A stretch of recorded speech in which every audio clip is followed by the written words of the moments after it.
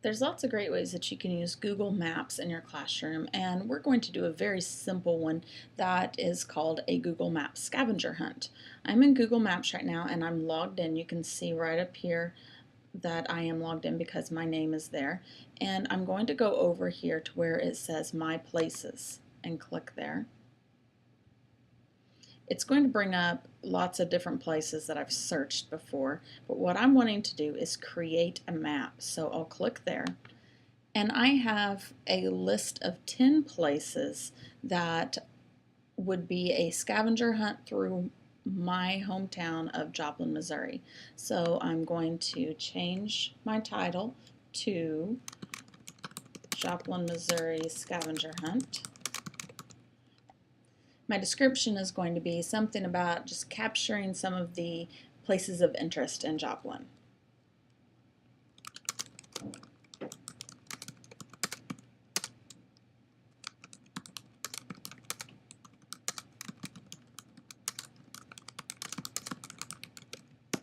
Okay, and then I'm going to hit save. Now you notice up here that I've got some tools. Right here, this hand is where I'm at right now, so I can just move my maps around with that. If I come over here and click on this one, this would be where I could drop a pin on the map. I'm going to go back over here. And then this line tool gives me a couple of different things. I can draw a shape, or I can draw a line. So let's say that you're trying to give someone directions. That would be a good place to go. Now, I'm going to zoom out and get back where I need to be. This one, whenever I clicked on that, it tried to take me further north. Okay, so here's Joplin again. My first item on my scavenger hunt says, at this place you can choose. Would you prefer the Jasper County dog or I'm turning Japanese? Now, people from Joplin probably know that those are two items off of a menu of a very well-known restaurant in Joplin called Instant Karma. So I am a big fan of Instant Karma. I'm going to zoom in, give it just a moment to register here, and I need to go just a little bit north. Instant Karma is on Main Street, and because I frequent that place of business so often, I know that it happens to be right around here. It's between 4th and 5th Street.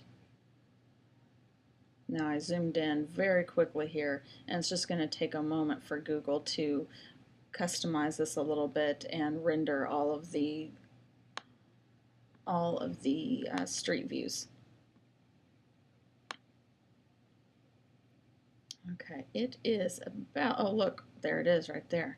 Okay, looks like a lot of people go there.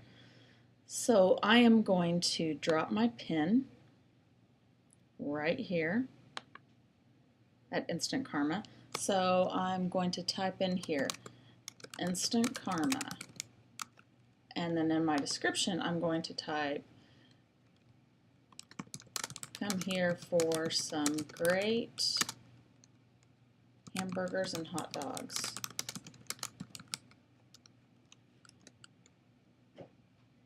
And then I'll click OK.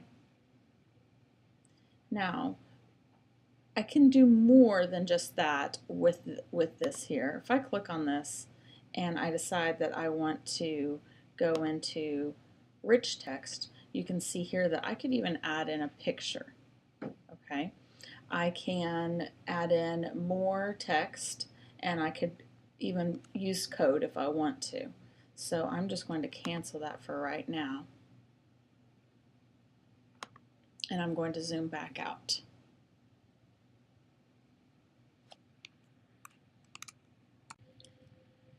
Now the next thing that's on my scavenger hunt says, join us here every third Thursday of the month except during the winter months. Every third Thursday in Joplin, there's an event from 7th Street to 4th Street on Main Street. They called Third Thursday. And what happens here is just basically the community comes together, all of these vendors and businesses along these streets will put out different items for sale on the street, and there's different events in the street. Sometimes there's groups that are dancing or singing, or there's plays or something like that. It's just really a fun time. So like I said, that is from 4th Street to 7th Street on Main. And so I'm just going to come right here and place my next placeholder. There it is, and I'm going to call this the 3rd Thursday, and they actually call it the Art Walk sometimes because there are lots of groups that will come together, put out photography, jewelry, different types of art, just all kinds. So it's really a fun time. And I'm going to put in my description.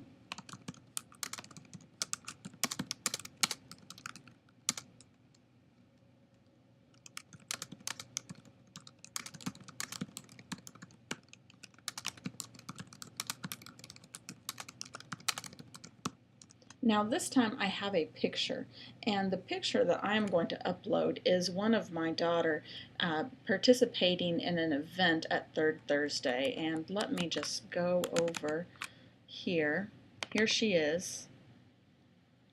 This was during last May, and you can see here she is nailing in some of the studs that would become the support for a new home that was being built by Rebuild Joplin.